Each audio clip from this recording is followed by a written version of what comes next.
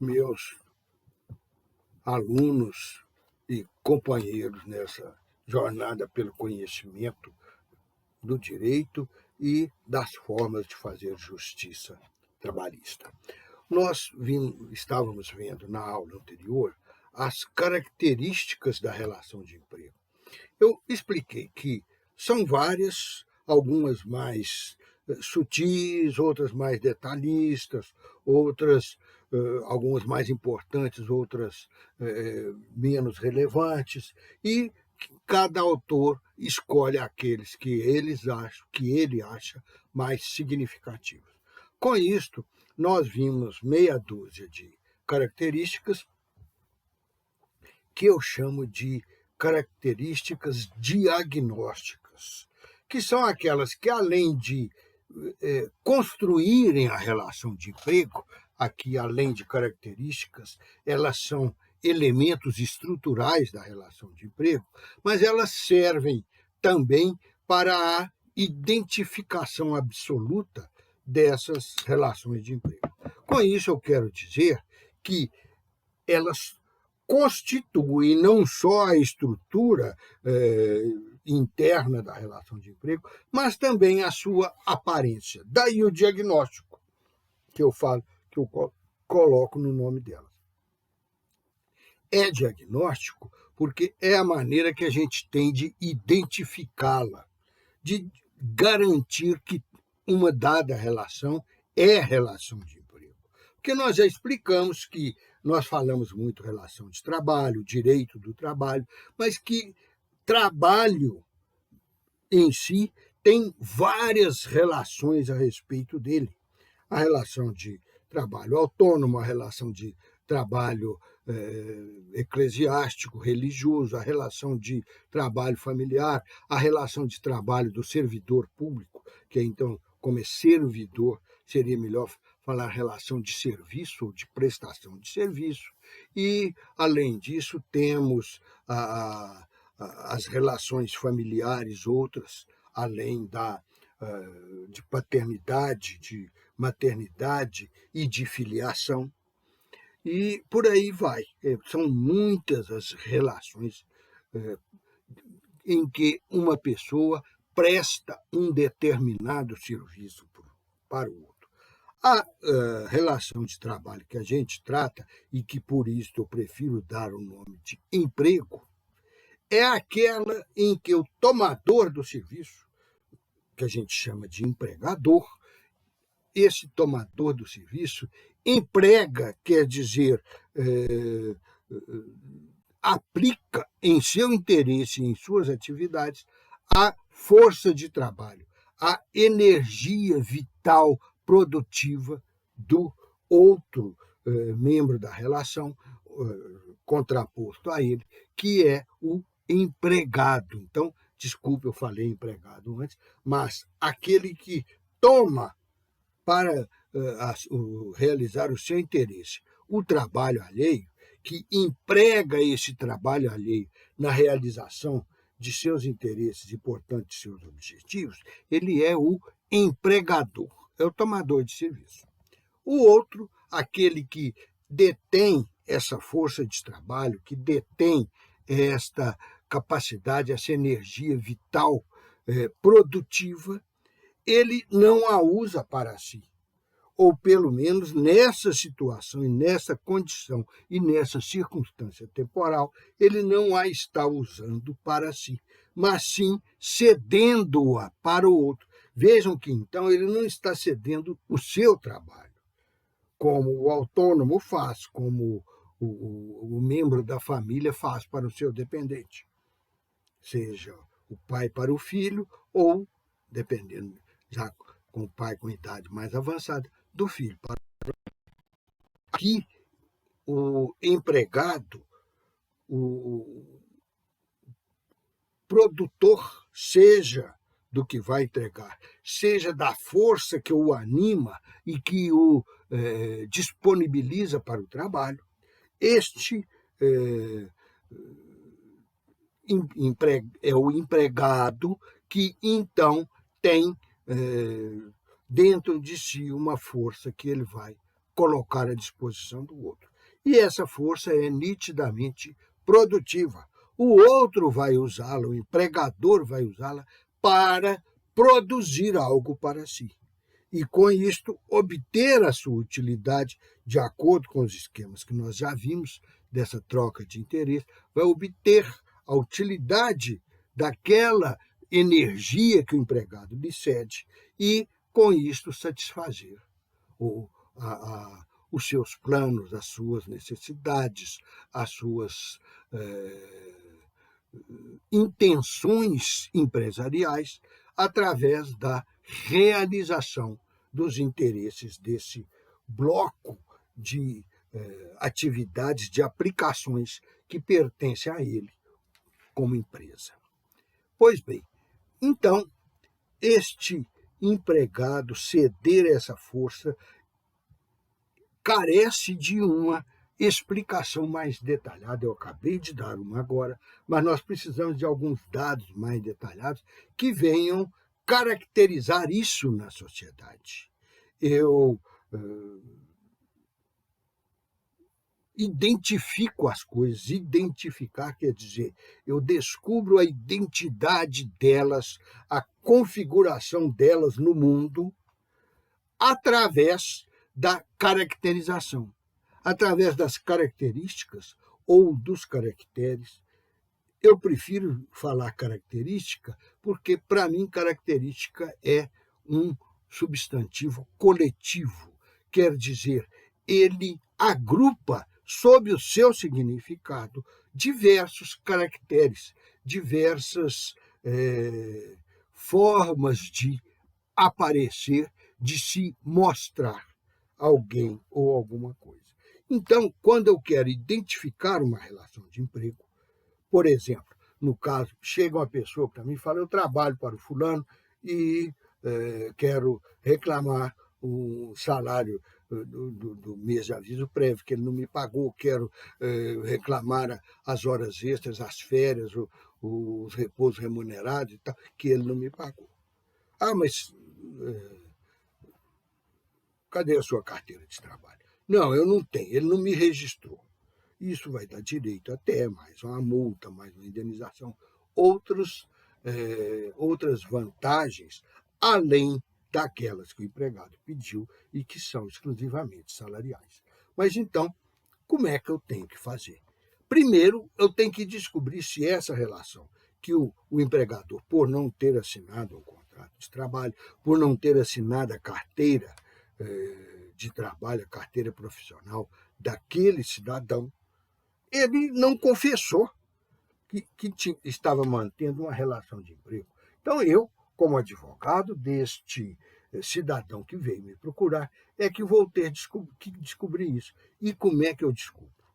Analisando essa relação que a pessoa me trouxe, que o reclamante, o futuro pretendente a reclamante, me trouxe, e vendo se ela contém aquelas 6 características que eu já passei para vocês como as características diagnósticas do contrato de trabalho. Como elas não são as únicas, não são exclusivas, igual eu já expliquei, nós podemos usar as outras para confirmar, para clarear mais o quadro, para complementar essas relações diagnósticas. Ou, se a gente consegue provar apenas 3 ou 4 ou 5 dessas relações diagnósticas, indiretamente, através das outras características, nós podemos chegar, supor, ter a convicção, firmar a convicção, primeiro nossa, e depois do juiz, que vai julgar o caso, de que, com essas características secundárias, acessórias, nós estamos, de uma maneira indireta, também caracterizando, também qualificando aquelas características principais, as características diagnósticas da relação de emprego.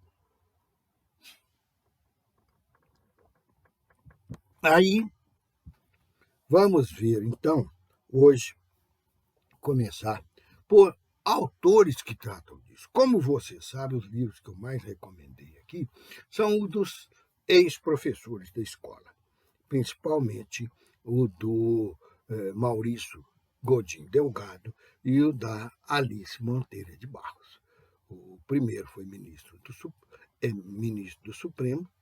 e do Supremo, não, do Superior Tribunal do Trabalho, TST, Tribunal Superior do Trabalho.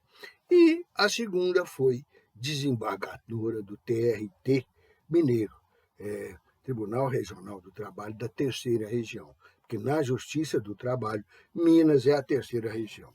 Agora estão falando em criar aqui em Minas, ou melhor, em implantar, que legislativamente já foi criado, o Tribunal da Justiça Federal, mas ele vai ser o da sexta região.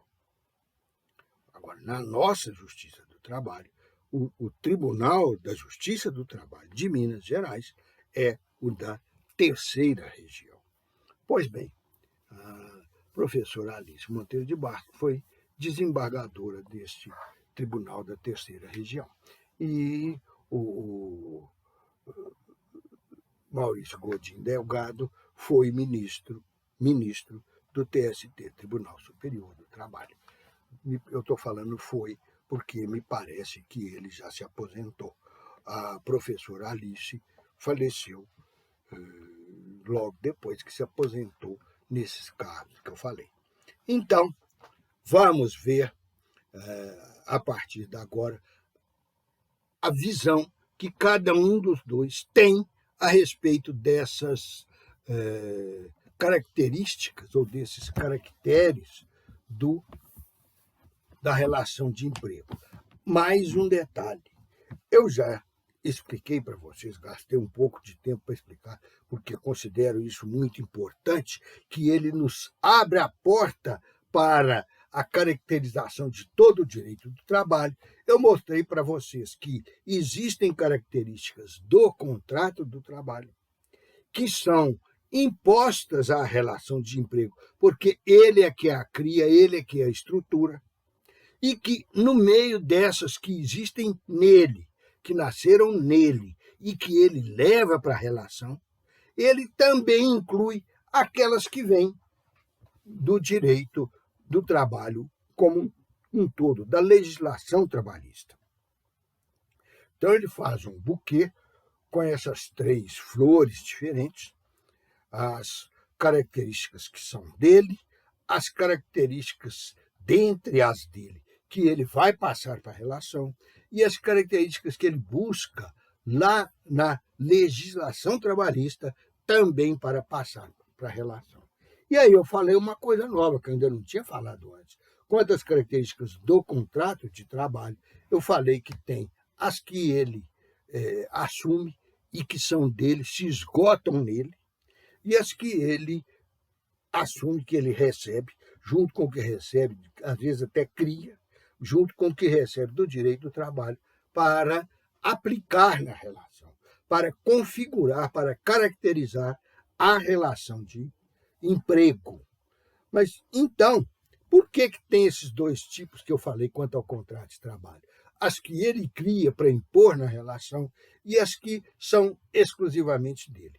Porque o contrato é um instrumento jurídico que tem um conteúdo principiológico próprio, o jeito de ser celebrado, o jeito de viger entre as partes, o jeito de ser extinto, o jeito de se filiar à legislação pertinente e até mesmo acioná-la, seja para aplicar na relação, seja para dar garantias, dar princípios, dar formas de ação às partes, inclusive com a possibilidade de serem defendidas essas formas no Poder Judiciário Trabalhista.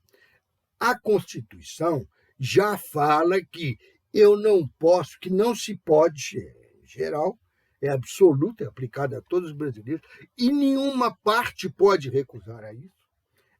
A Constituição fala que não se pode eximir do Poder Judiciário qualquer ameaça ou lesão ao direito. Então, o direito do trabalho, como um dos direitos, um dos ramos jurídicos, ele é obrigado a obedecer a essa norma constitucional. Quer dizer, a não retirar a possibilidade, a faculdade de reclamar no judiciário de qualquer direito lesado ou ameaçado.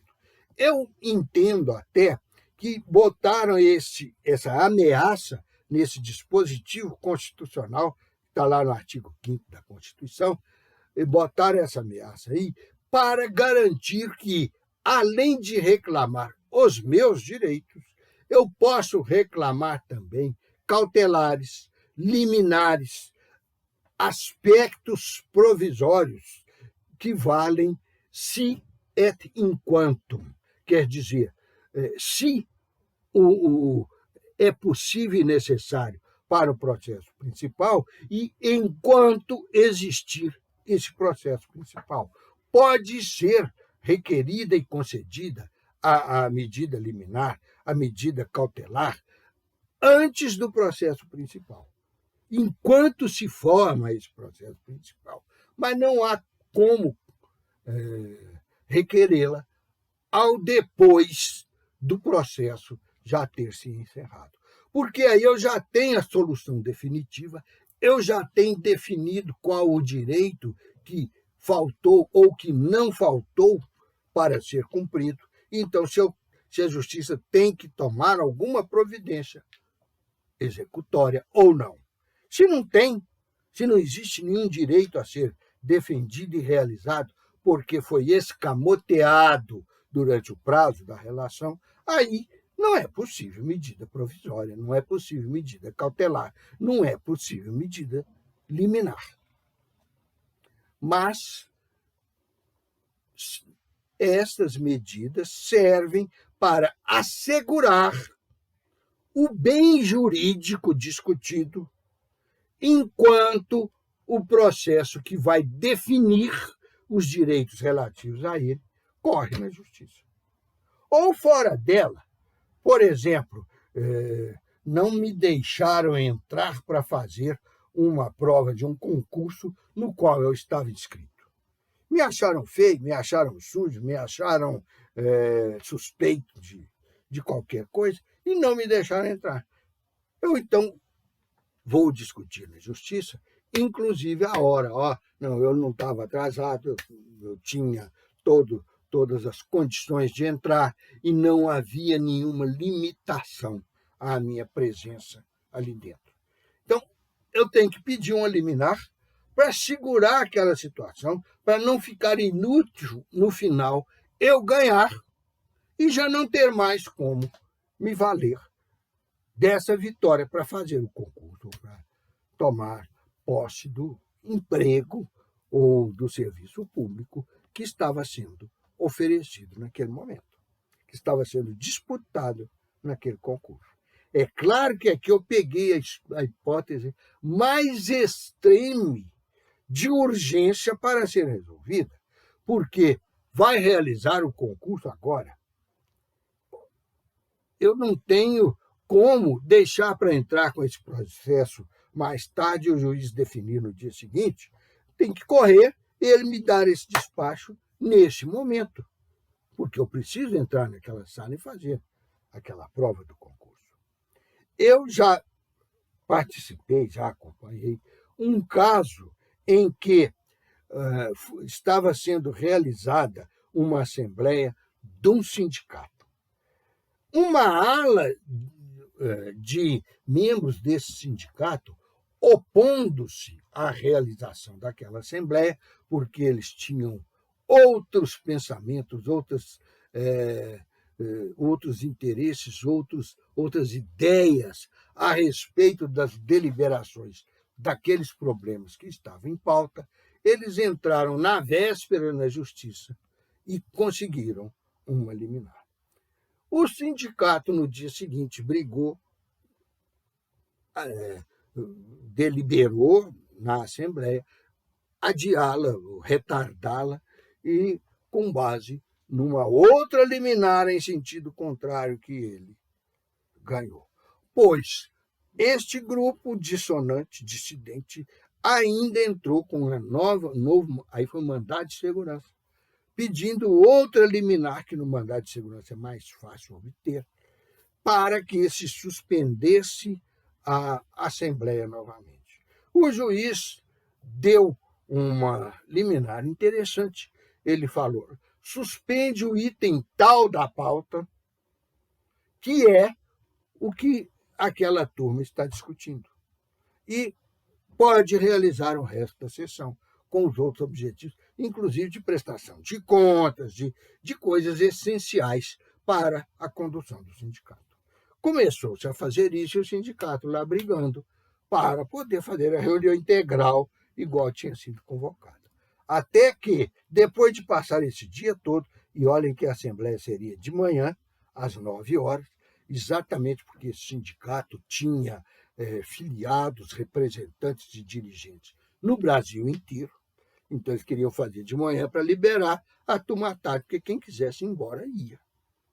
Mas ele só conseguiu realizar isso, essa parte da sessão, que tinha sido de realização suspensa pelo juiz, só conseguiu realizar isso à noite. À noite veio a decisão final daquele mandado de segurança, falou que não tinha razão jurídica para não deliberar sobre aqueles temas e reabriu-se a reunião no ponto em que ela tinha sido suspensa, fez-se a deliberação daqueles pontos, encerrou-se a reunião e já estava tarde da noite. O sindicato ainda teve o prejuízo de o pessoal todo tinha se deslocado do Brasil inteiro. Tinha gente que tinha ido de Roraima, tinha gente que tinha ido do Rio Grande do Sul, e estava de noite. Para esses lugares mais distantes, não tinha mais nem avião, não tinha mais transporte aéreo. Então, o sindicato teve que pagar hotel para essas pessoas, porque, perante eles, ele que tinha adiado a Assembleia e deliberado depois, reinstaurado ela e deliberado, ele que era o responsável. Depois, ele podia entrar pedindo indenização, ressarcimento ao grupo que tinha prejudicado a atividade dele. Mas aí já era outro problema. O que era importante para esse exemplo que eu estou dando é simplesmente que houve liminares e várias para um lado, para o outro, até chegar na decisão definitiva. E então, recordando, esse exemplo que eu estou dando é da existência de liminares, da existência de discussão judicial sobre essas características, sobre esses caracteres, igual uns outros autores preferem, que são diagnósticos da relação de emprego. Agora eu vou ver um conjunto de muitos princípios trabalhistas, princípios empregatícios, princípios do direito de emprego, que, primeiro, os compendiados pela professora Alice. Ela vem tratando de outros assuntos, de algumas formas de classificação do direito do trabalho, e depois começa. Entre as características do direito do trabalho, a doutrina nacional aponta a tendência infiere, isto é, a ampliação crescente. Aí, esta ampliação crescente, o que quer dizer? Que o direito do trabalho é um direito dinâmico, um direito que não foi feito para ser estático.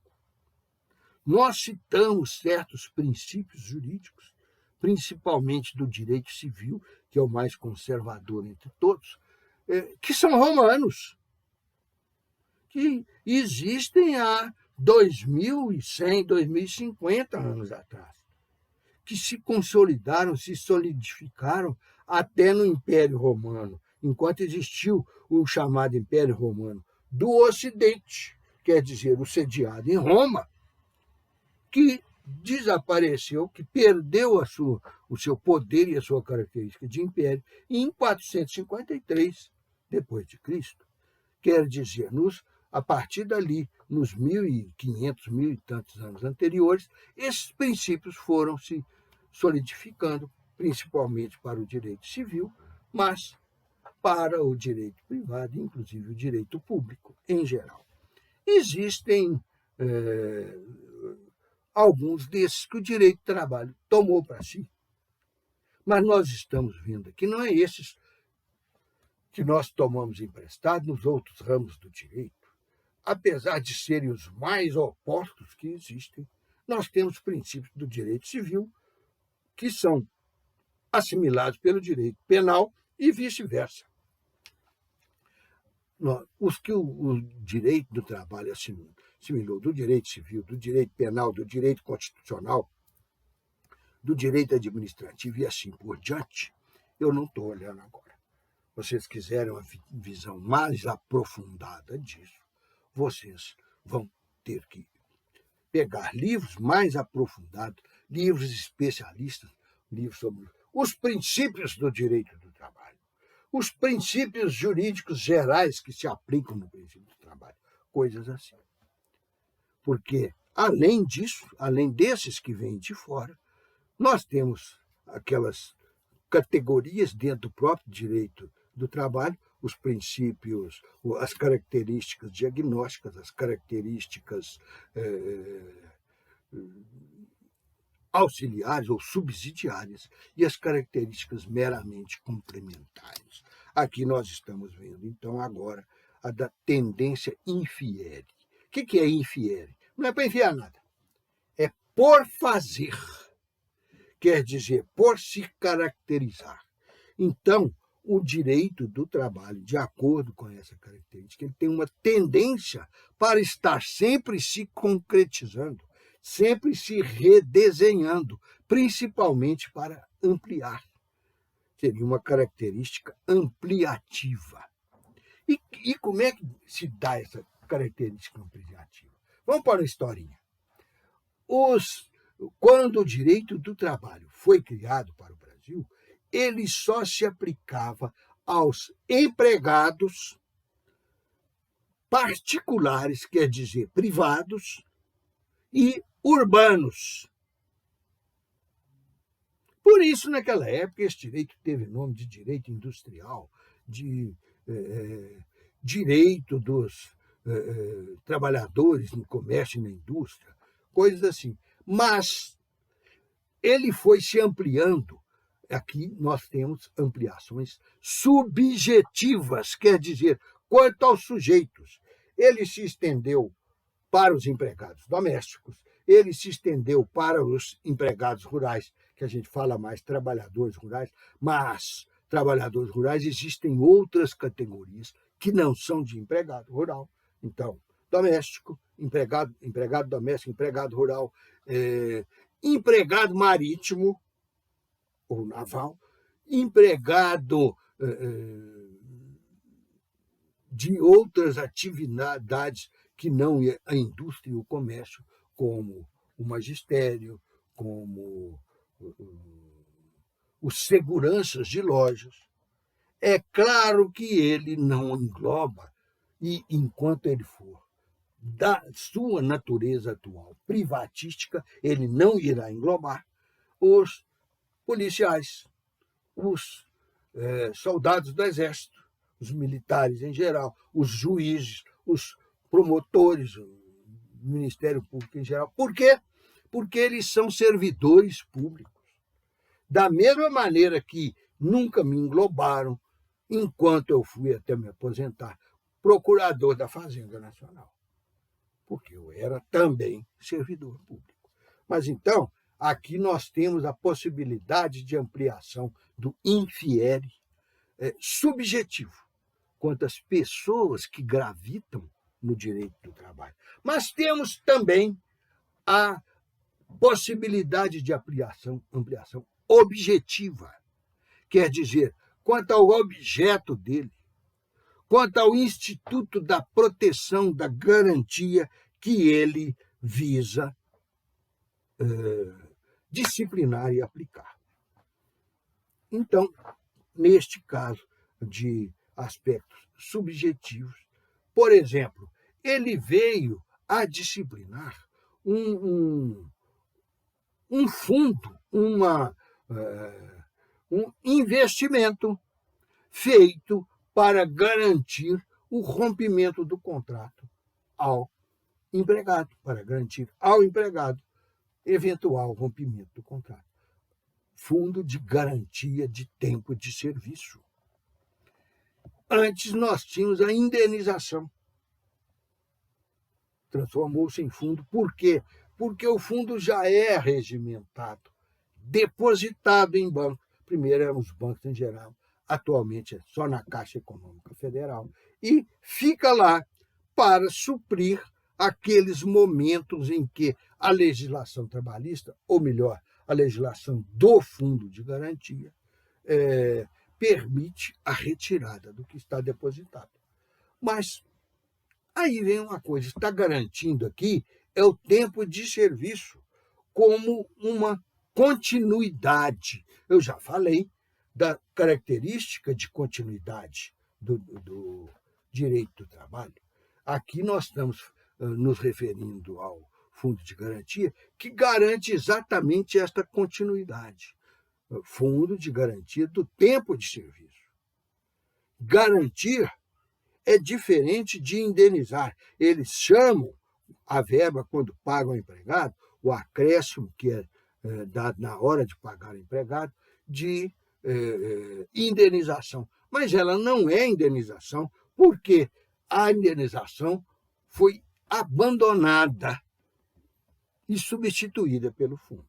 Enquanto a indenização, entendia-se que o empregado tinha direito à manutenção do vínculo trabalhista. E, por isso, se o empregador o rompesse, tinha que indenizar o empregado. Aqui não. Eu estou falando de uma garantia do tempo de serviço. Quer dizer, o tempo de serviço que eu já tive, que eu já trabalhei, arregimenta, aglomera uma determinada quantia depositada, investida lá na Caixa Econômica Federal, para eu recebê-la na hora da minha despedida, na hora do rompimento do meu contrato de trabalho, e assim ter aquela força de trabalho que eu já despendi, que eu já desgastei, o tempo de serviço em que eu a servi, que eu a entreguei para aquele mesmo empregador, chama tempo de serviço, e é exatamente porque é o tempo que eu estou servindo a ele. Então, para que esse tempo que eu gastei, que eu não retomo mais, que não vai voltar na minha vida, seja transformado numa quantia, num valor que vai me garantir, a garantia está aí, durante o tempo futuro. Quer dizer, o tempo de serviço passado me garante o tempo de serviço futuro, o tempo de não serviço futuro. Então, isso aí é uma forma de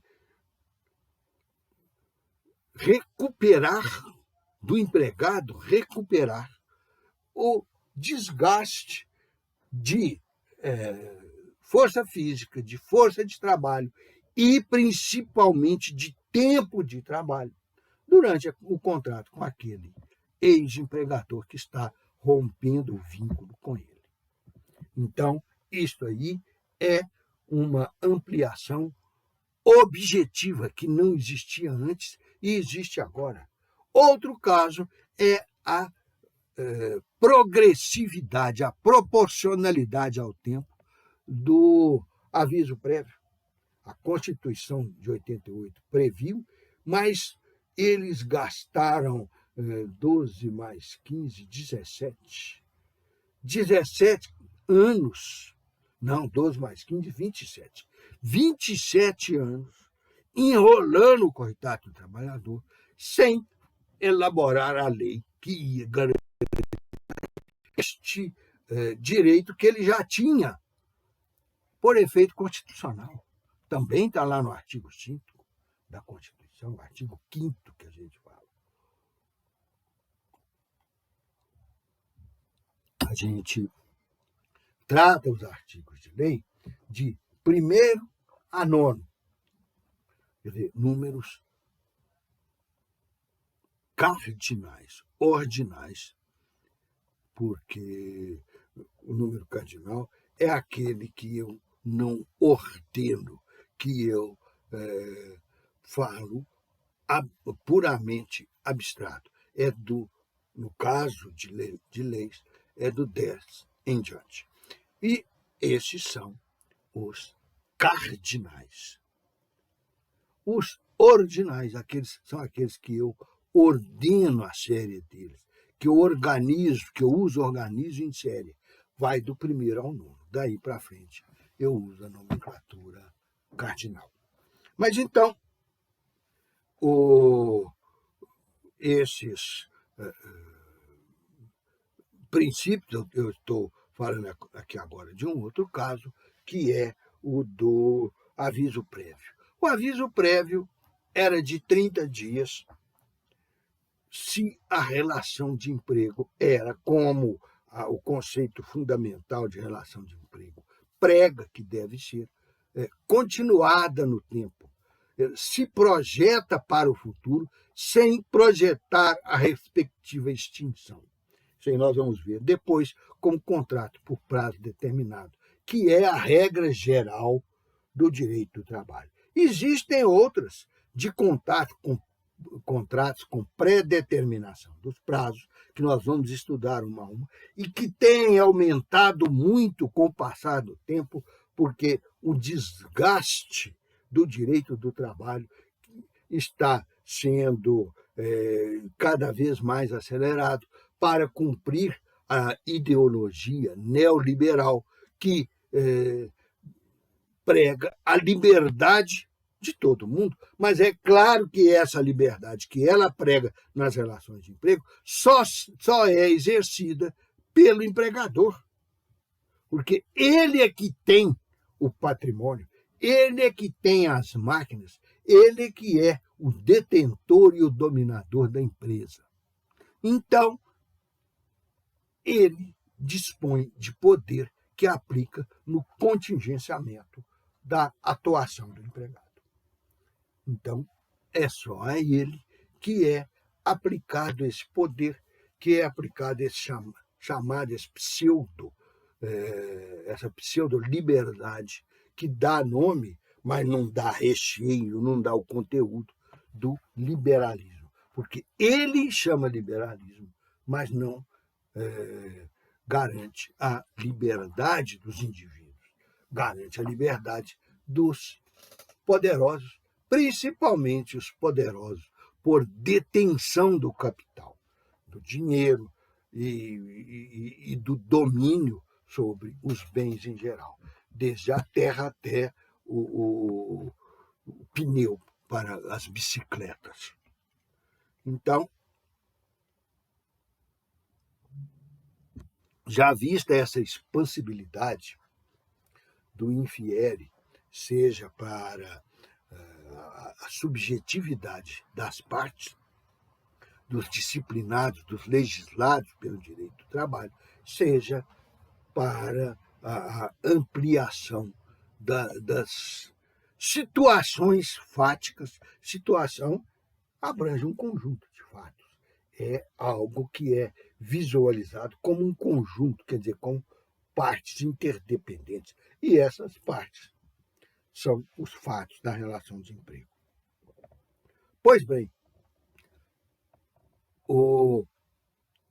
veem-se as partes do direito do trabalho e busca-se dar a ela uma disciplina legal que as possibilite, como eu já disse até com os nossos esquemas, o esquema 2, o esquema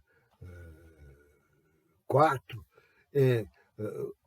o direito visa evitar ou disciplinar ou extirpar os conflitos. Então, quando se estende a seara do direito do trabalho sobre novas pessoas, eu estou disciplinando as relações entre elas. Quando se estende essa disciplina do direito do trabalho sobre fatos da relação, sobre situações da relação, ao invés de estar disciplinando as pessoas da relação, eu estou disciplinando o próprio iter histórico, a própria continuidade dela através da atuação das duas partes, principalmente da atuação do empregado, que é o que produz alguma coisa dentro da relação de emprego. E produz para o outro, para o empregador. Continuando, a segunda característica que a doutrina nacional, de acordo com a professora Alice, com a desembargadora Alice, menciona é o fato do direito do trabalho ser um direito tuitivo de reivindicação de classe.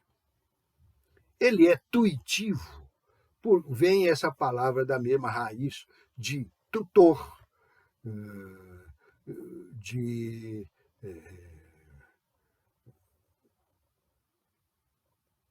tutor, curador, não da raiz semântica de curador, mas da ideia. É algo, aqui no caso do direito do trabalho, que vai tomar conta, que vai disciplinar, que vai tutelar outra raiz junto com o tutor, raiz desse tuitivo, é exatamente tutela. Então, com isto, o direito do trabalho protege interesses. Aqui nós temos que distinguir dois aspectos que são importantíssimos no direito do trabalho e que estão sendo contrariados e afastados nos últimos 25 anos, salvo um período do governo presidencial intermediário aí, que fez algumas leis ampliativas da proteção trabalhista, inclusive aquela que eu falei do aviso prévio. O que era do aviso prévio? Vamos recordar. O aviso prévio tinha antigamente, até essa época, um aviso prévio de 30 dias. Mas lá atrás, em 1988, a Constituição falou que o aviso prévio devia ser proporcional. E aí, o que eles fizeram para proporcionalizar esse aviso prévio? Ele continua sendo de 30 dias, mas tem um dia a mais para cada ano trabalhado. Moral da história, nenhum aviso prévio hoje pode ser só de 30 dias, porque ou o aviso prévio vai ser proporcional e tem menos de 30 dias, proporcional conforme a legislação antiga, ou ele continua a ser proporcional, mas de acordo com a nova legislação, que aquela proporcionalidade antiga tem que ter sumido, apesar de muito autor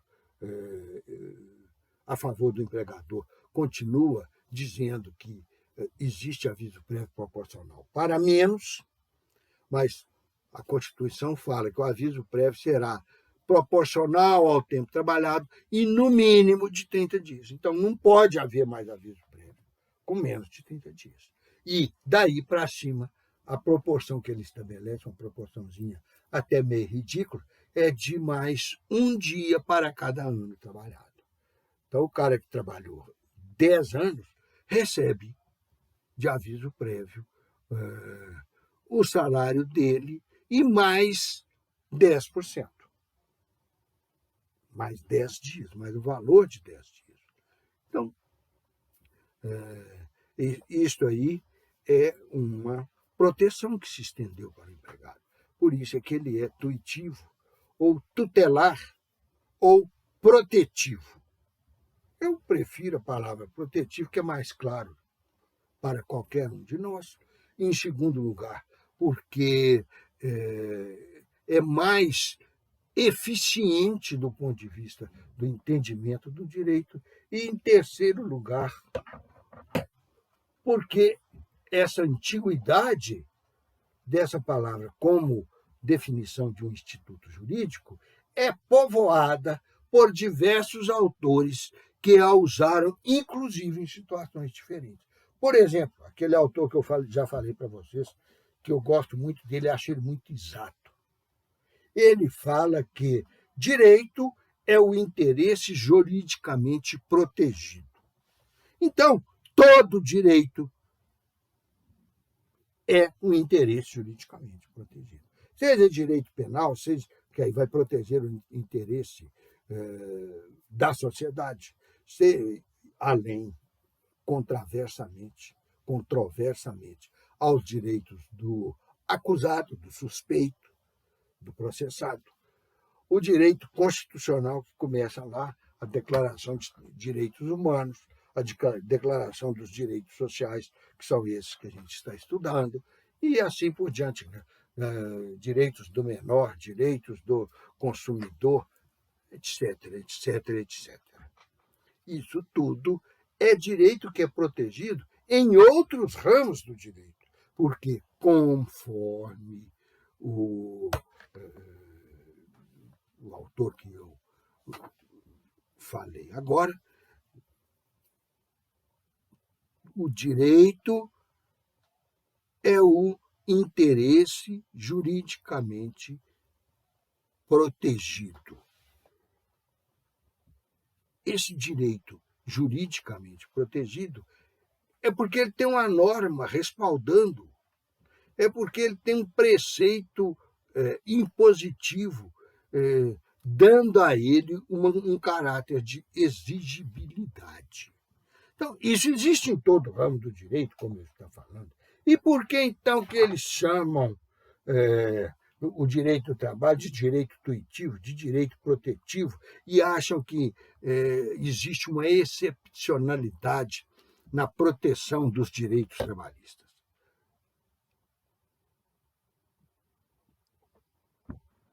Por dois aspectos. Um, que está na própria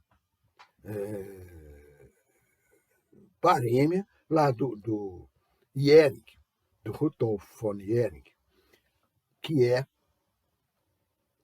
que a proteção aos interesses é a prática do direito. O direito tem como sua praticabilidade, como sua imposição, como sua vivência, o fato de ele estar protegendo o direito. É claro que são os direitos eleitos, escolhidos, selecionados, discriminados pelo ordenamento jurídico, que, por sua vez, tem uma filiação à ideologia, no nosso caso, no caso brasileiro de hoje, a ideologia neoliberal, igual eu já falei, e que, por outro lado, tem uma subserviência em relação ao capital, à propriedade. Toda propriedade tem como objeto um bem. Apesar das músicas românticas falar na propriedade do coração alheio, falar na propriedade do amor, isso aí não é propriedade jurídica, não está registrado em cartório, não consta do meu patrimônio, mesmo que seja bem imóvel que não se registra em cartório. Isto não obtém proteção jurídica. Pode ter proteção de outras esferas, não a do direito. E, então, a proteção aqui é sobre bens. Móveis e imóveis abstratos, como, por exemplo, uma patente, que é propriedade industrial, ou um livro, que é propriedade intelectual, ou um escravo, na época em que se podia ter escravo no Brasil, como propriedade, da mesma maneira que eu podia ter um pinico, um urinol debaixo da cama, que ainda não havia canalização de esgoto, eu podia ter um escravo.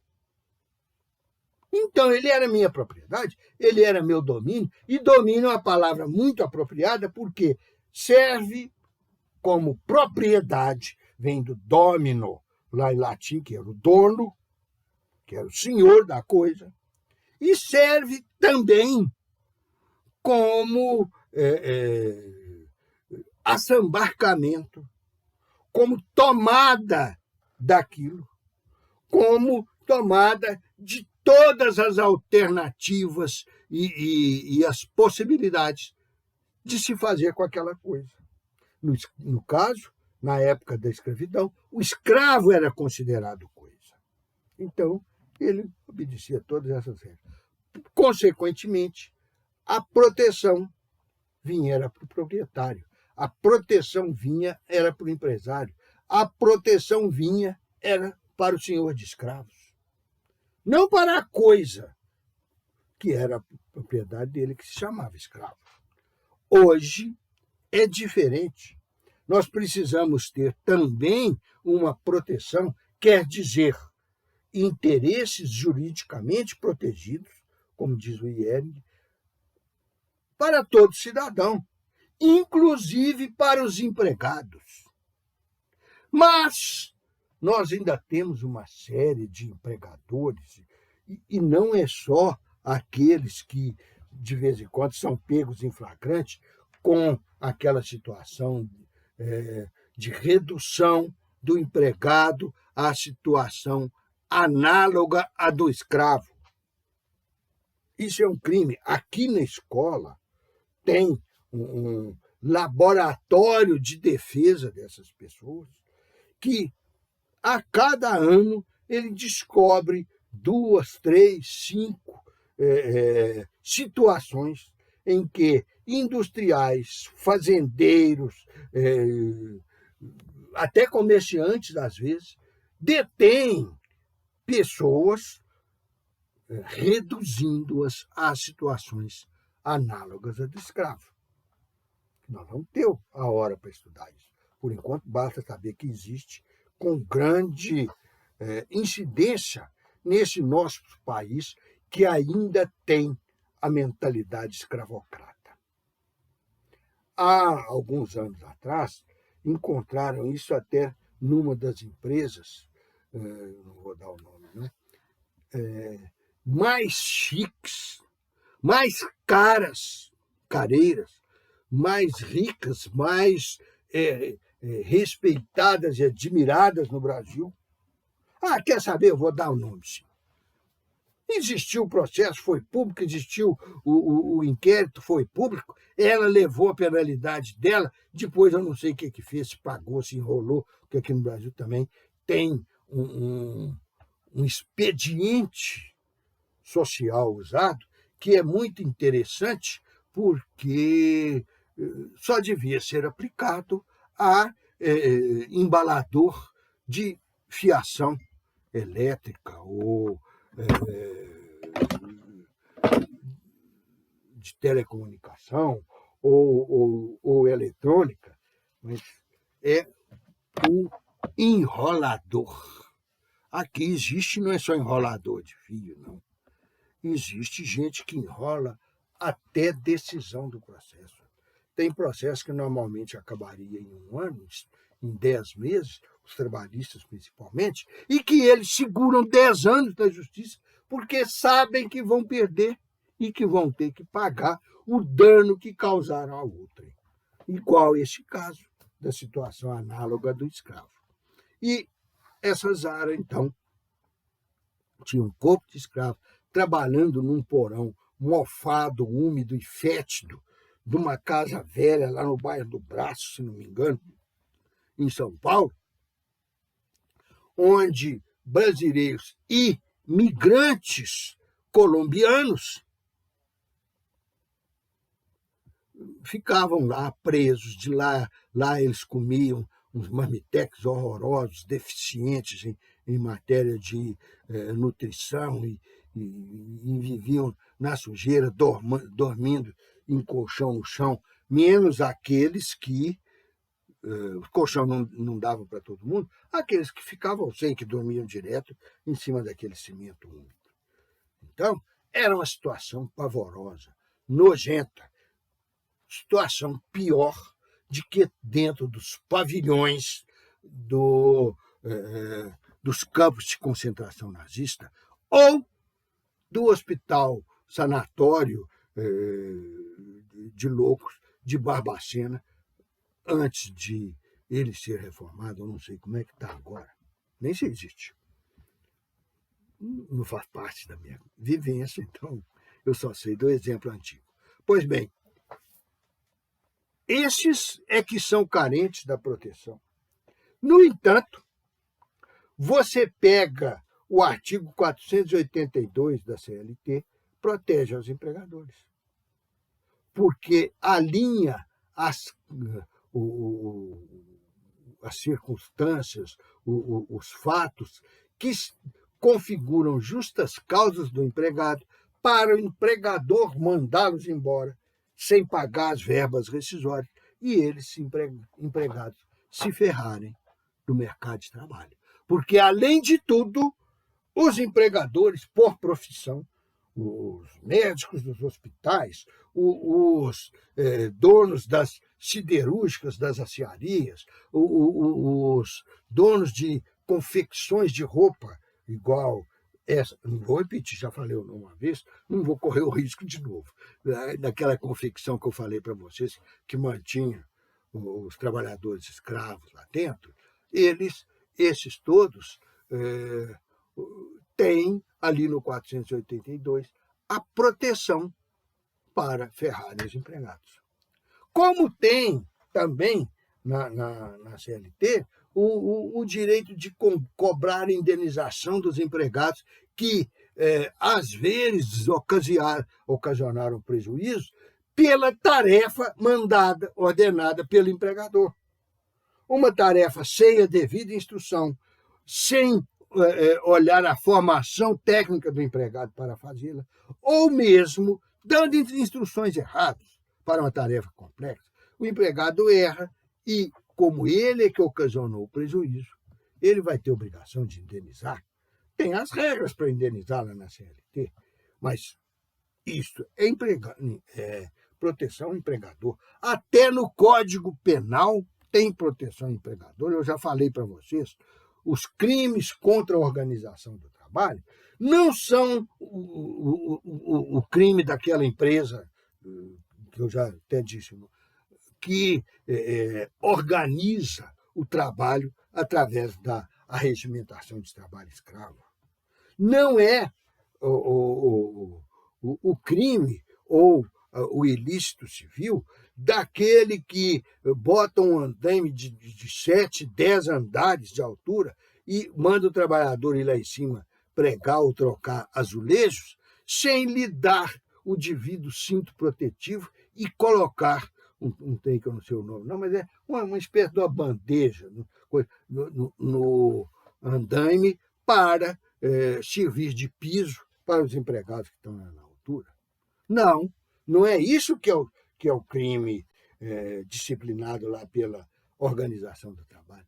É o crime praticado no efeito da reivindicação, o crime de ocupação da fábrica, o crime de sitiar a fábrica, o crime de fazer piquete para convencer os colegas, o crime de fazer propaganda da paralisação, por exemplo, perante esses colegas. Enfim, é o crime de estar fazendo as suas livres e juridicamente garantidas reivindicações dentro do sistema do direito coletivo, dentro do sistema das formas de atuação do empregado. Enquanto isto, os empregadores usam com frequência para esses casos a demissão do empregado, o lockout, a retomada policial das fábricas ocupadas. Puxa, a fábrica é do empregador, é o domínio que eu falei antes.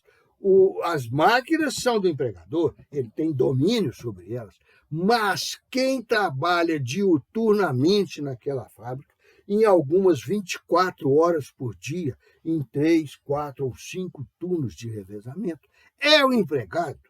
Então, ele tem, não é só o direito, ele tem a missão de estar, de ficar, de entrar dentro da fábrica. Mas só que ele ficar lá dentro para reivindicar é crime. E é dessa forma que está lá no Código Penal, como proteção à organização do trabalho. Quer dizer, só a parte de organização impositiva do empregador. Então, vejam que esse princípio protetivo que eu estou falando agora esse princípio da proteção ao trabalho, é meio fantasioso, é meio hipotético, abstrato, fugidio. Na verdade, quem é muito mais protegido pela legislação trabalhista é o empregador. Continuando, vamos ver aqui a próxima proteção, que vai ser o cunho intervencionista. Este cunho intervencionista é do Estado. Lá na frente, nós vamos mencionar que a revolução política industrial de 200 anos atrás criou condições para iniciar, para ampliar a relação de trabalho, ou de emprego, que é melhor, na sociedade capitalista, liberal, ocidental. Só que com esta expansão do trabalho lá, virou uma tragédia tão grande, que foi aquilo que eu falei para vocês, que se denominou questão social, que era a primeira vez na história da humanidade que estava havendo uma questão em disputa que era de natureza social. Era a situação social de penúria que era imposta aos empregados. Aí surgiu o direito do trabalho. E ele surgiu principalmente de duas maneiras. O direito individual do trabalho, que é o que nós estamos estudando agora, que é feito através de intervenção do Estado na normatização do direito do trabalho. E eu estou falando normatização no sentido amplo, porque envolve o contrato individual, envolve as súmulas, envolve os contratos coletivos do trabalho, envolve as convenções coletivas, envolve os acordos coletivos, envolve os contratos individuais de trabalho, envolve os usos e costumes, envolve a habitualidade, que nós vamos estudar tudo no capítulo das fontes do direito do trabalho. Mas envolve isso tudo e cria um mecanismo, se não de proteção, pelo menos de disciplina, de normatização disciplinadora, contingenciadora do comportamento das duas partes da relação de trabalho. E aí, quando as duas partes disciplinavam entre si, através de seus contratos, de seus regulamentos e de suas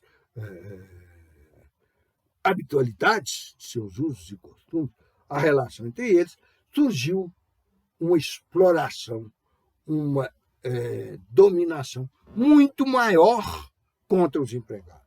Então o Estado viu que ele tinha que entrar, senão ele não conseguia pacificar aqueles interesses em disputa entre empregados e empregadores. E a sociedade estava indo à breca. Então ele começou a intervir legislativamente, fazendo leis como a CLT, como a lei do Fundo de Garantia, como a lei do aviso prévio proporcional, 3 coisas que eu já falei hoje. Mas tem também no ordenamento jurídico brasileiro lei de férias, lei de várias modalidades de jornada, um monte de lei que eles dizem que é protetiva do empregado. Às vezes até tem alguma coisa que é, viu? Eu não estou falando que o direito do trabalho é todo contrário ao empregado, não. Na sua tarefa de pacificar, de reduzir as resistências para implantar as relações de emprego, muitas vezes ele tem que fazer normas realmente protetivas do empregado. E como os empregadores não concedem isso nas normas negociadas com os empregados, o Estado tem que entrar e impor. Este é que é o intervencionismo que nós estamos falando aqui. Quer dizer, o Estado inaugurou o direito individual do trabalho quando e aí até as outras fontes de direito do trabalho. trabalho, o contrato individual, aqueles elementos coletivos que eu falei agora mesmo, então, esses todos passaram a ser um pouquinho menos ruins, menos dominadores, menos espoliadores do trabalhador, porque eles tiveram que se enquadrar e obedecer à intervenção do Estado, às normas impostas pelo Estado. E por isto, nos últimos 25, 30 anos, tem havido um desmonte cruel de tudo isso, salvo num período intermediário aí, em que, na presidência da República de um dos presidentes desse período, fez a lei de proporcionalidade do aviso prévio, fez a lei de recepção no ordenamento jurídico das centrais sindicais, fez a lei do trabalho doméstico, fizeram-se várias leis que realmente foram interventivas no sentido de proteger o empregado. Mas desde 2012 já se retornou a essa sanha destrutiva do imperialismo liberaloide que está até hoje retirando ou manipulando destrutivamente as proteções ao empregado. Passando para frente, depois do caráter intervencionista, tem o caráter cosmopolita. Cosmopolita vem de cosmos.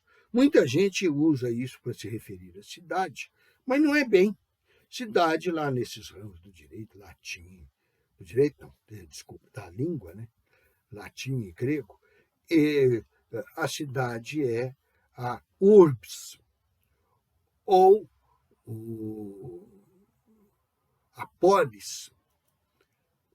Esse cosmos é referido como universo. E há 200 anos atrás, quando foi criado o direito do trabalho, quando foi construído pelos trabalhadores o direito do trabalho, o homem era tão pretensioso que achava que a Terra era o cosmos, que essas luzinhas que a gente vê, de dia uma grandona e de noite outras menores, apesar de uma grandona mais fraca, que são apenas ornamentos do espaço, que são apenas luzinhas de artifício de uma época que está próxima a chegar, que é a do Natal, para embelezar o homem. Tão pretensioso que acha até que o cosmos vai se dedicar a embelezar para encantar esse ser humano dominador. Terra não é só o cosmos. O cosmos, alguns falam que ele é infinito. Eu não acredito que possa haver nada infinito, a não ser Deus. Então eu acho que ele é imensurável. É-me impossível medir o cosmos. Mas ele tem que ter uma medida e uma dimensão que deve estar no cérebro de Deus. Ah, não, Deus não tem cérebro. Ele todo é o cérebro dele. Então, deve estar com Deus essas medidas. Mas eu não acredito, o meu intelecto não tem capacidade intelectual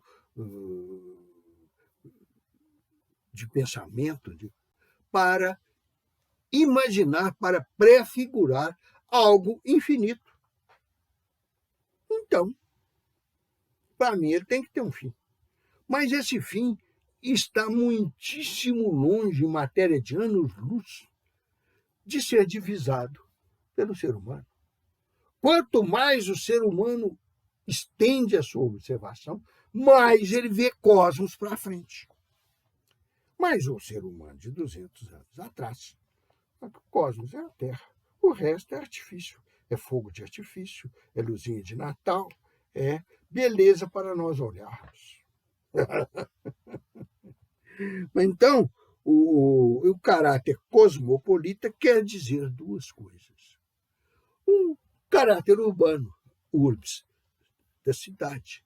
Quer dizer, mesmo as determinações do direito do trabalho, que são feitas diretamente para o trabalhador rural, elas são feitas com as características da proteção elaborada para o trabalhador urbano. No sentido lá do IERIC, direito é o interesse juridicamente protegido. Então, dá-se a proteção urbana do direito, transformam-se aqueles interesses em direito e se estende ao trabalhador rural. Aí, então, ele é cosmopolita porque vai da cidade para o campo.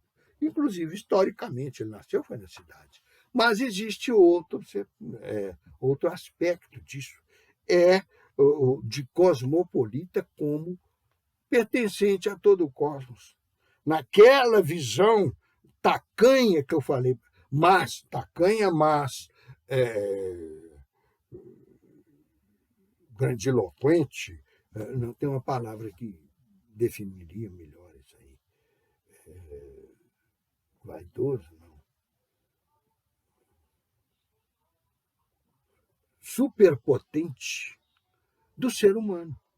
O ser humano, então, acha que é o dono do cosmos. Um vulcãozinho que explode aqui faz um estrago fenomenal.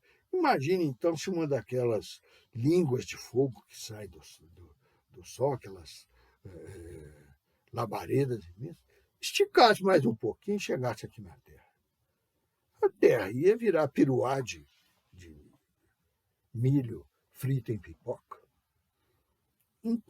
Mas o direito cosmopolita, quer dizer que o direito do trabalho recebe influências de normas internacionais. Só ele? Não. Mas ele recebe de uma maneira muito acentuada. Tem as declarações de direitos do Brasil, que está na Constituição, da América Latina, da ONU, da Revolução Francesa, tudo definindo aspectos que o direito dos vários países assimila, e muitos deles se referem ao trabalho. Tem os direitos, as convenções, as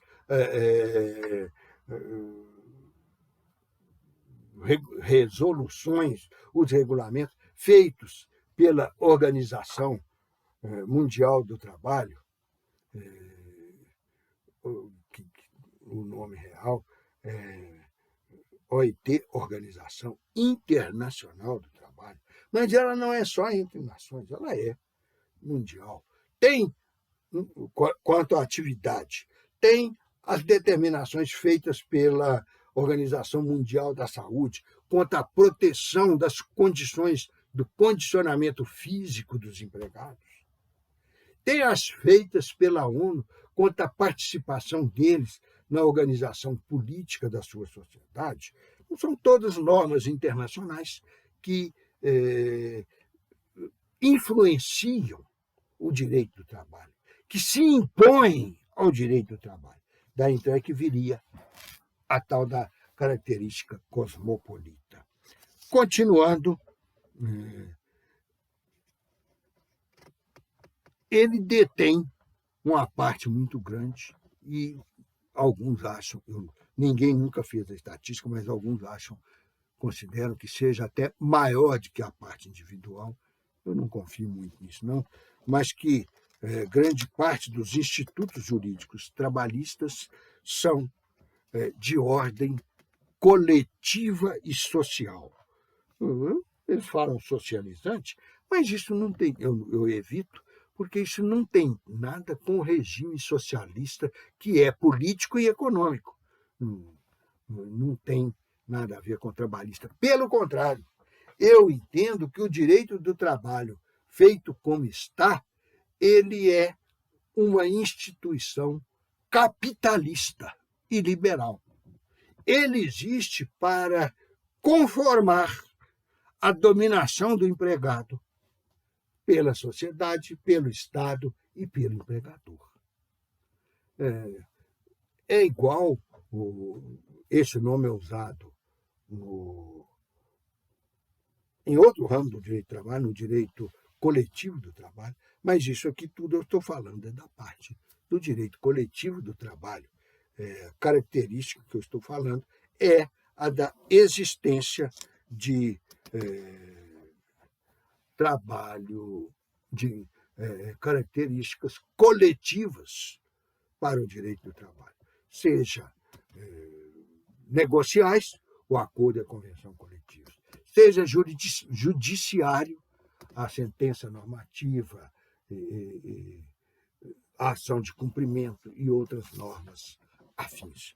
E também o sentido administrativo, o sentido de poder executivo, tudo é fruto daquilo que eu falei lá atrás, da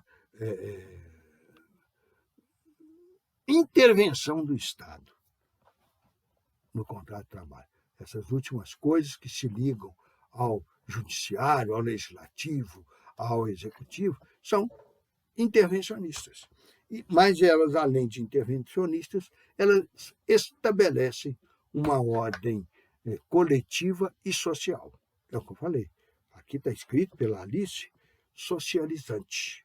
Mas esse nome pode provocar certas confusões, que eu prefiro evitar de que ficar discutindo agora, que não pertencem ao nosso tema de hoje. Então, este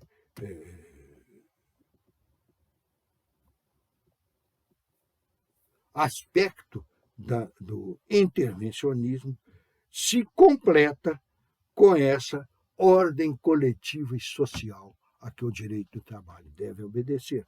Os contratos e os demais documentos unilaterais, individuais, singulares de direito do trabalho têm que obedecer ao estipulado nos argumentos coletivos e sociais. Eles detêm a primazia. E, continuando, a próxima característica que tem é que autores falam que ele é um direito em transição. Em transição quer dizer em inovação constante, em ampliação. Vejam que o primeiro, lá atrás, foi o ampliativo, a tendência infiere, ou a tendência de ampliação constante. Aqui nós estamos vendo, como outra característica, o resultado disso, que o resultado disso vai ser a transição constante do direito do trabalho. Ele sempre mudar para se tornar mais adequado à proteção de interesses dos empregados na relação de emprego. Nós já vimos que hoje está se fazendo o contrário. Então, está sendo sonegada a relação de emprego protetiva porque estão sendo negadas as características que estão de acordo com a finalidade dele. Hoje, os grandes dominadores, os grandes potentados que fazem normas para favorecer a si e aos pequenos empresários privados também, às vezes, porque quando tratam de caso entre eles, ferram-se os empregados privados. Desculpa o meio palavrão, mas, por exemplo, incentivos tributários, financiamentos e estímulos bancários são feitos para os grandes empresários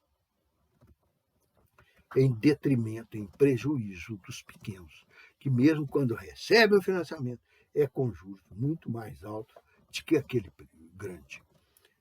Quando recebem uma vantagem fiscal, uma isenção, uma prorrogação, uma redução de alíquota, recebem é muito depois e em percentuais, valores, grandezas muito menores que aquelas que foram ofertadas para os potentados da indústria e dos latifúndios. E aí,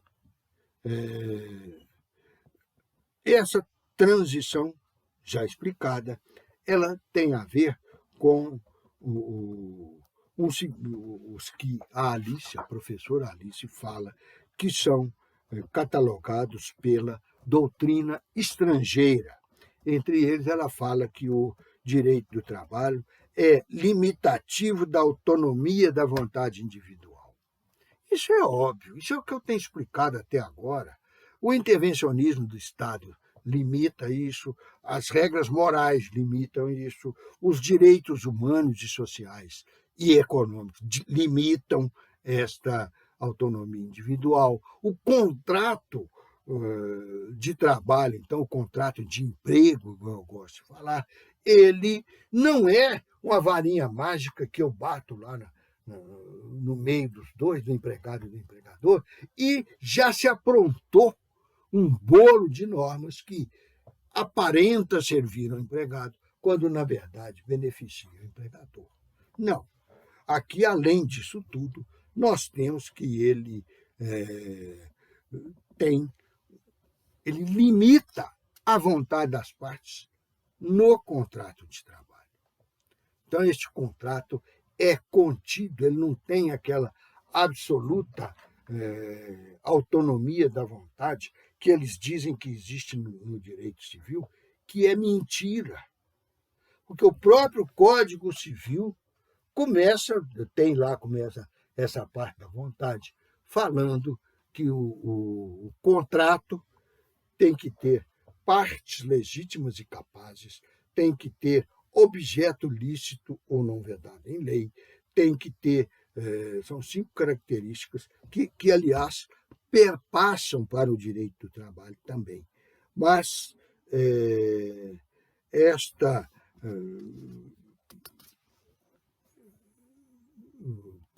posição de limitar o contrato, limitar a autonomia das partes na realização do contrato, ela vem exatamente desses aspectos protetivos do direito do trabalho.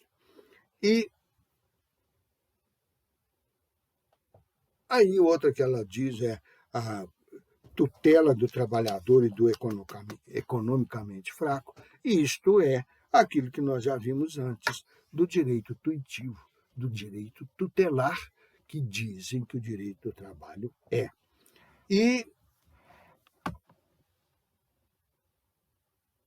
finalmente, uma característica que não é só do direito do trabalho, é dos contratos como um todo, é do direito como um todo, é da moral humana como um todo, é da sociedade humana como um todo, e cada vez tem sido mais desgastado com o tanto que a sociedade humana é ambiciosa.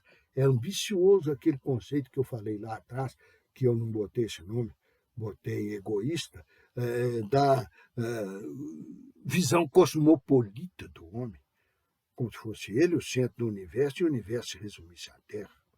Vocês vejam, já tem 800 anos que o Galileu Galilei e o Nicolau Copérnico, foram 2 Nicolau que romperam com a situação divinizante do homem, mais ou menos na mesma época.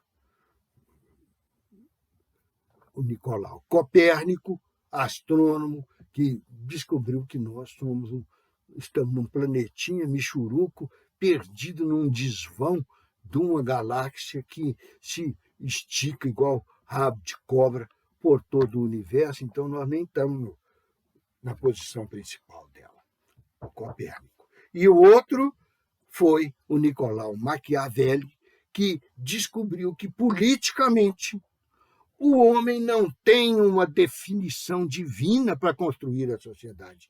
Ele segue aos seus instintos e, de preferência, aos mais baixos que tem, porque esses têm mais força sobre a motivação humana. E aí terminamos, então, essa parte que nós vimos na professora Alice com princípios que já não são mais apenas características, mas são características principiológicas. Nós vamos revê-lo quando estiver falando os princípios do direito do trabalho, mas esse aqui não é só do direito do trabalho, é princípios da dignidade humana, e que é o meio pelo qual o direito do trabalho dirime os conflitos entre as duas classes contrapostas de empregados e empregadores. E com a finalidade, com o fim de implantar a paz social. Se isso é para beneficiar os proprietários, os empresários, os empreendedores, ou a massa imensa de empregados, é uma coisa a ser discutida, pesquisada, pode ser até tema para os trabalhos de final de curso de vocês. Mas quem usa esta pacificação social não se sabe. O fato é que ela é, em si, uma finalidade do direito do trabalho. E aí vem, para completar isso, as determinações de princípios, quer dizer, o estudo dos princípios elaborados por nosso também ex-professor Maurício Godinho Delgado.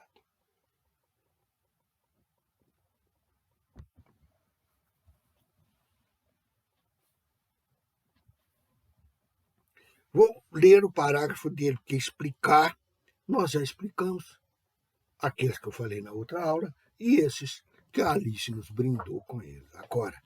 Então, vou simplesmente dizer sobre as características dele. Vamos cá ao parágrafo. Os elementos fático-jurídicos componentes da relação de emprego são 5. Prestação de trabalho por pessoa física. O prestador é pessoa física. O tomador pode ser física, jurídica ou até inexistente. Com condomínio, não é pessoa para o direito, ele é despersonalizado. Ou melhor, ele é não personalizado. Que despersonalizado é aquilo do qual eu tirei a personalidade pré-existente. Existia e eu tirei. Isso acontecia muito, até na época do Império, com a condenação à pena de morte civil. O sujeito continuava vivendo, continuava se entrosando com os outros, praticando sexo, comendo, às vezes trabalhando, passeando e tal, mas não podia praticar nenhum ato civil, nem comprar, nem vender, nem se empregar, nem se vender como escravo, nada. Era uma pena, então, mais cruel de que aquela que existia em Roma, de caçar a liberdade do ser humano, transformando-o em escravo para pagar suas dívidas, para se submeter à construção do que ele destruía e tal. Então, esta primeira é a pessoa física do empregado. Se eu tenho uma empresa, uma equipe, trabalhando para o outro, ela não é empregada. Ou cada um dos elementos dela é individualmente um empregado. Ou então ela constitui uma empresa, eu estou tendo aí a prestação de serviço de empresa. Não é contrato individual de trabalho ou contrato de emprego. No emprego, não preciso falar que é contrato individual de emprego, porque o emprego já é individual, de acordo com isso que eu acabei de falar. Mas, além disso, da pessoa física do empregado, essa pessoa assume a posição de empregado, de trabalhador, como pessoalidade. Quer dizer, ela, intuito persone, intuito persone que ela está assumindo a sua posição, as suas obrigações e os seus direitos de contratado como empregado. Pessoa física, você sabe muito bem o que é, eu não preciso de entrar em mais detalhes disso. Em terceiro lugar, ela assume isto e conta com a assunção pelo empregador dos direitos contrapositivos, igual eu falei, dos direitos recíprocos do empregador, que começam com o pagamento do salário. O direito, ou melhor, para ele, a obrigação de pagar o salário. Mas existem outros direitos do empregador que nós não estamos na hora de ver. Em seguida, existe essa não eventualidade. Os autores falam que a lei errou, que não devia não falar não eventualidade, devia falar continuidade, como, aliás, a lei dos empregados domésticos fala, da prestação de serviço contínuo. E o inciso, o parágrafo, não me lembro. Espera aí que eu olho agora mesmo. Sexto da Constituição, ele fala, artigo 12,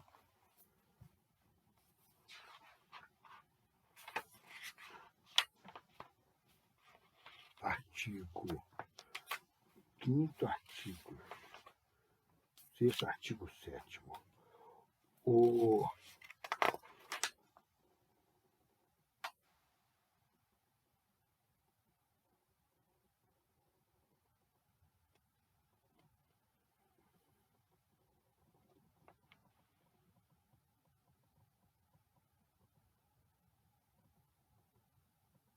Espera aí só um pouquinho, gente.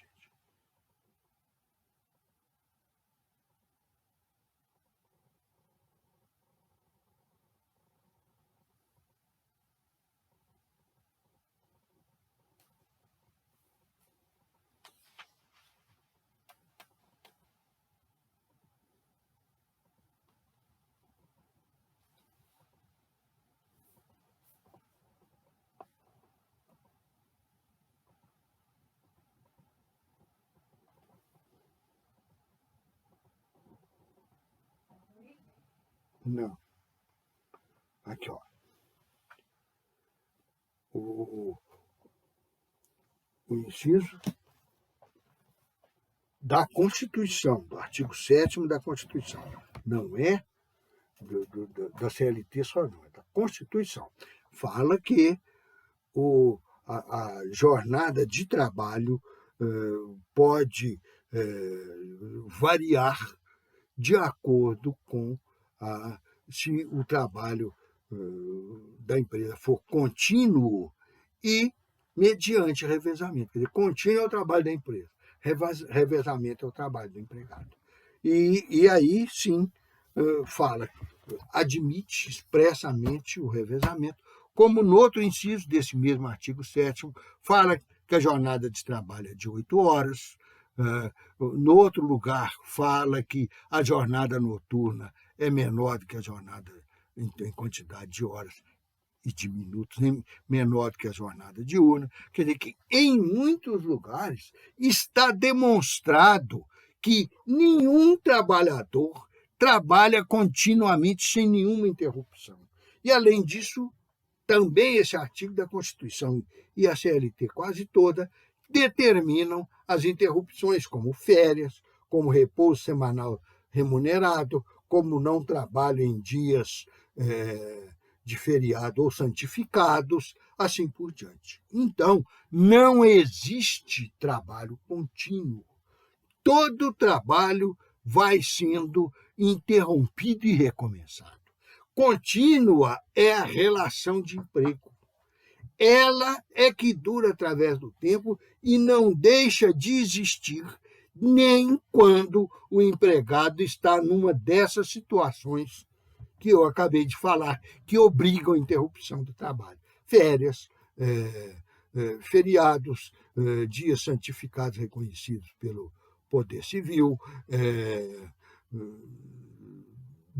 casos de doença, de licença médica, vários. Então, toda relação de emprego é contínua, mas o trabalho correspondente a ela, a prestação do empregado é interrompível, é descontinuada. Da mesma maneira que o empregador não fica lá passando nota de dinheiro o tempo todo para o empregado. Trabalhou mais um minuto, está aqui mais R$ 2. Trabalhou mais um minuto, está aqui mais R$ 2.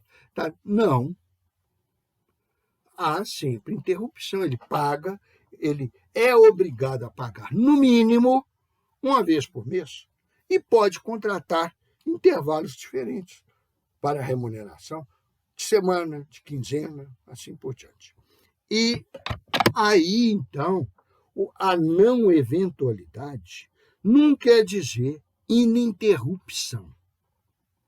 Quer dizer, sim, a continuidade da relação de emprego. Quer dizer, a manutenção temporal contínua, a manutenção, sim, temporal contínua da troca de realização dos respectivos interesses. O empregado realizar o interesse do empregador e o empregador realizar o interesse do empregado. Essas duas obrigações, com os respectivos direitos contrapostos, veja como é que essa palavra contraposta, igual eu já falei lá atrás de interesse, está presente em muitas das características trabalhistas propriamente dito. Ela está aqui, nesse caso, para dizer que a relação de emprego se prolonga no tempo, que a relação de emprego tem uma continuidade, mas que as prestações dela não estão amarradas a essa continuidade. As prestações dela não são eventuais, porque são episódios temporais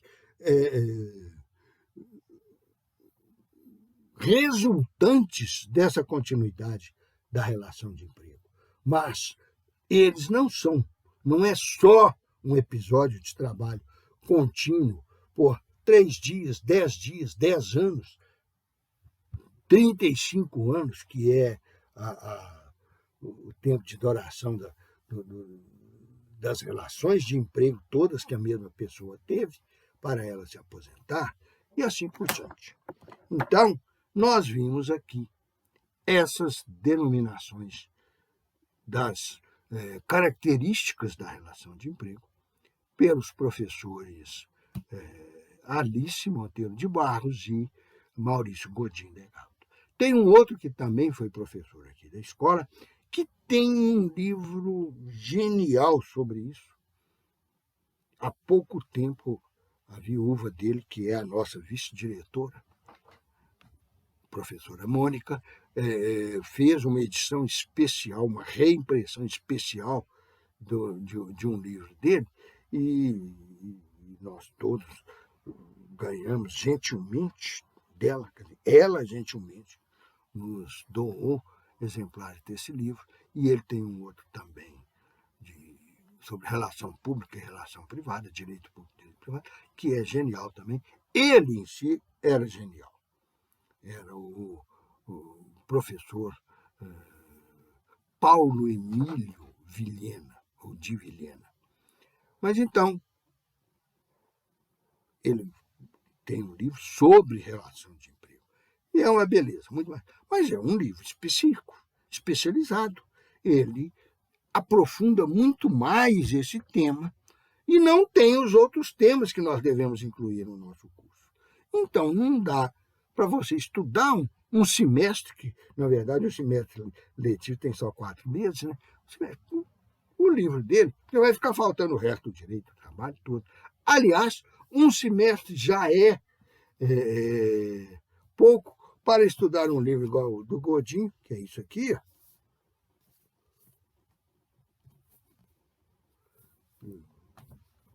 Então, nós vamos ficar com esse, dizer que existem outros que falam sobre isso e encerrar a nossa aula da mesma maneira que encerramos essas características da relação de emprego para, na aula que vem, começarmos com um ponto novo.